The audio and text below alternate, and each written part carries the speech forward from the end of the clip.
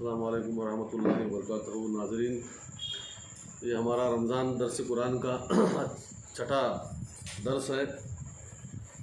इसमें हम जो है आज जो रोशनी डालेंगे, अक्सर जो मुसलमान गलती के गलत फहमी की वजह से कुरान की बातें, दीन की असल हकीकत नहीं मालूम रहने की वजह से मुसलमान जो है गुनाह में पड़ते हैं।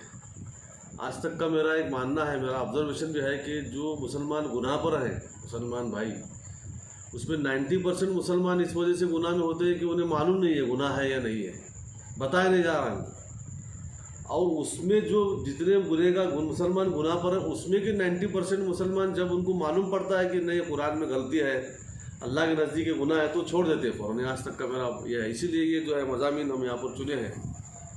तो अक्सर हमारे अंदर मुसलमान माशरे में ये समझा जा रहा है आज कि जिसको अल्लाह ने माल और दौलत से नवाजा, किसी के समझो जिसको बहुत अच्छा करियर बन गया, बहुत अच्छी नौकरी लग गई, बड़े अहदे पर चला गया, बड़े बड़े पैकेजेस मेरे 25 लाख के, 20 लाख के, या कोई अच्छी सरकारी नौकरी पर है, महीने की जो है लाख लाख रुपए पेमेंट मिल रही है, तो ऐसे लोग अक्सर क्या समझ रहे हैं, इनके सामने ऐसा मुगालता हो रहा है कि माल और दौलत से नवाजना गोया कि अल्लाह की रजामंदी, ऐसा समझा जा रहा है। ये बहुत बड़ी गलतफहमी है।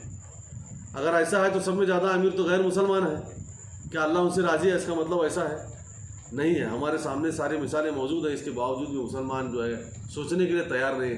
अक्सर मुसलमान जो करियर जिनके बड़े बड़े बन गए, जिनके करियर सेट हो गए, उन्होंने ये समझ रखा कि अब अल्लाह हमसे राज़ी है, अब जो हमें कुछ नेकी करने की ज़रूरत नहीं है। और जो नेकी कर रहे हैं, जो नमाजी के लिए लोग जा रहे हैं, भाग रहे हैं, तरावी में भाग रहे हैं, अभी तो इनका करियर बनना है, लोग लाइन में हैं, इनके अल्लाह इनसे राज़ी नहीं है, हमसे अल्लाह राज़ी हो गया, इसलिए लिहाजा हमें कुछ करने की ज़रूरत नहीं है, ऐसा मुसलमान समझ बैठे हैं। इसीलिए आजकल देखने को मिलता है कि तरावी का वक्त है, मुसलमान घर में जो है टीवी लगा कर बैठे हुए होते हैं, मस्जिदों में तरावी चल रही है, मस्जिदों में जागना चल रहा है, मुसलमान रोज़े से है, लेकिन जिनके करियर सेट है, जो अक्सर गवर्नमेंट सर्वेंट्स, सारे नहीं, अक्सर उसमें से टीचर्स बहुत ज़्यादा, जिनको बहुत अच्छे अल्लाह ने करियर दिया, बहुत अच्छा पेमेंट उनको मिल रही है, लेकिन वो लोग अगर समझ क्या रहे हैं कि उनके करियर बन चुके हैं और वो अल्लाह उनसे राज़ी हो गया है, अब उन्हें कुछ लिहाजा कुछ मेहनत करने की, इबादत करने की ज़रूरत नहीं। गलत है। कुरान में इसको वाज़े करने के लिए बहुत से सारे मुकामात पर बयान फरमाया गया है, लेकिन एक मिसाल यहाँ पर सूरह बकरा के अंदर जो है आयत नंबर 123, 24 और 25 में बताया गया है, इब्राहिम अलैहिस्सलाम का किस्सा बयान फरमा के कि अल्लाह ताला बयान फरमा रहा है, वह इज़िब तला इब्राहिम रब्बुहु बिकलिमातिन फ़अतम्महुन्ना क़ाला इन्नी जाइलुका लिन्नासी इमामा क़ाला व मिन ज़ुर्रियती क़ाला ला यनालु अहदिज़ ज़ालिमीन।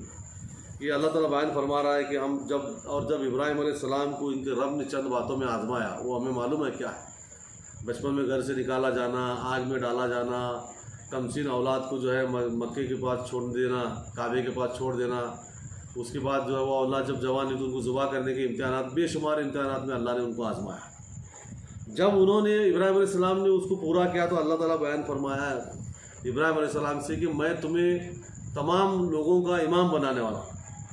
तो इब्राहिम अलैहिस्सलाम ने फ़ौरन अल्लाह से सवाल किया, और मेरे औलाद के बारे में क्या उनको भी इमाम बना रहा है, नहीं बना रहा है? अल्लाह ताला ने बयान फरमाया कि ज़ालिमों को मेरा वादा नहीं पहुँचता।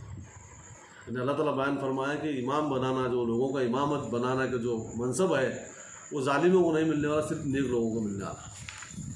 इसके बाद अगली आयत में जो है अल्लाह ताला जो है वो काबे के बारे में बयान फरमा रहा है, वह जाअलनल बैता वइज़ जाअलनल बैता मसाबतल लिन्नासी व आमना वत्तखिज़ु मिन मक़ामि इब्राहीम मुसल्ला वअहीदना इला इब्राहीम व इस्माईल अन तहिरा बैतिया लित्ताइफीना वल आकिफीना व रुक्कई सुजूद।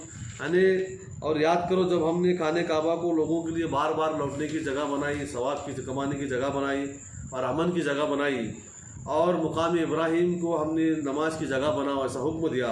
और हमने हुक्म दिया इब्राहीम अलैहिस्सलाम और इस्माईल अलैहिस्सलाम को कि हमारे घर, हमारा काबतुल्लाह जो है तवाफ़ करने वालों के लिए, इतिकाफ़ करने वालों के लिए और रुकू सुजूद करने वाले के लिए साफ़ रखो, पाक साफ़ रखो, एक हुक्म आ गया। उसके बाद इब्राहीम अलैहिस्सलाम की और अल्लाह ताला की बातचीत आगे जारी है।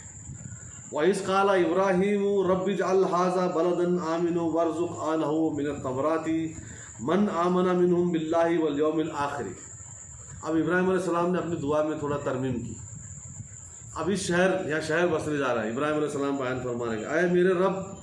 इब्राहिम अलैहिस्सलाम ने कहा इस शहर को अमन वाला शहर बना और इसके रहने वालों में से जो अल्लाह और रोज़े आखिरत पर ईमान लाते हैं उनको फलों में से रिस्क दे।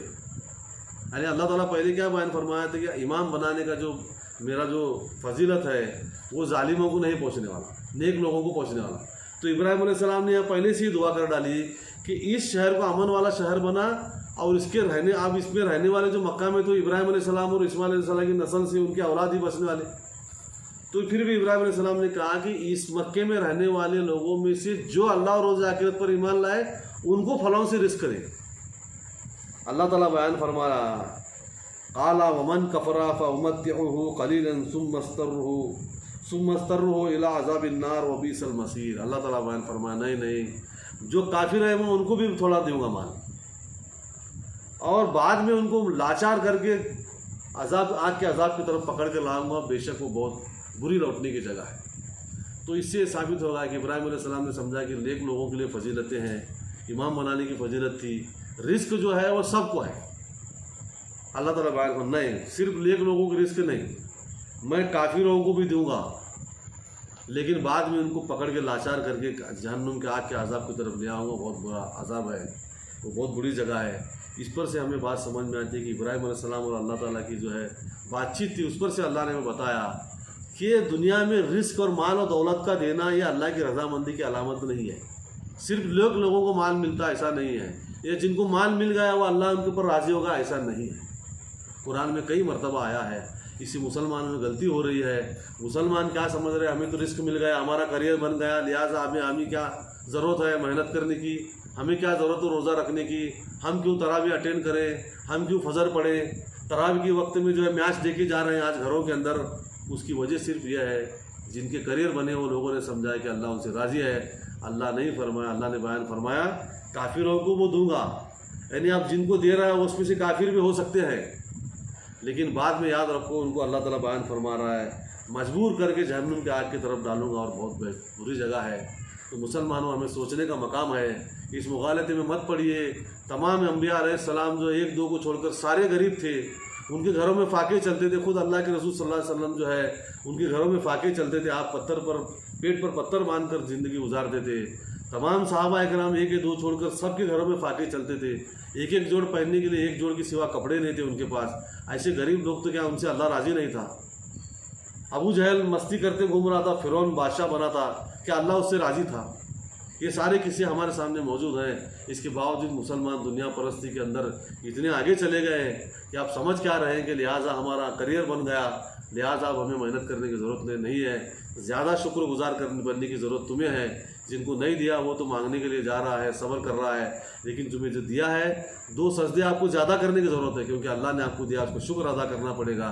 और जो अल्लाह ने माल में जिसका हिस्सा रखा है उसका हिस्सा देकर उसका अल्लाह का शुक्रिया अदा करना पड़ेगा, या नहीं तो हमारा शुमार काफिरों में हो सकता है। अल्लाह ने बयान फरमाया काफिरों को भी दूंगा, यानी जो अल्लाह को नहीं मान रहा उसका नाम मुसलमान हो कुछ भी हो, अल्लाह के नज़दीक काफिर है, काफिरों में शुमार हो सकता है।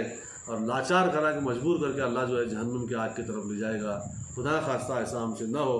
अल्लाह से दुआ है कि अल्लाह ताला हमें उसका शुक्र अदा करने की, उसकी इबादतें करने की तौफीक अता फरमाए। आमीन। सदक़ल्लाहु अज़ीम।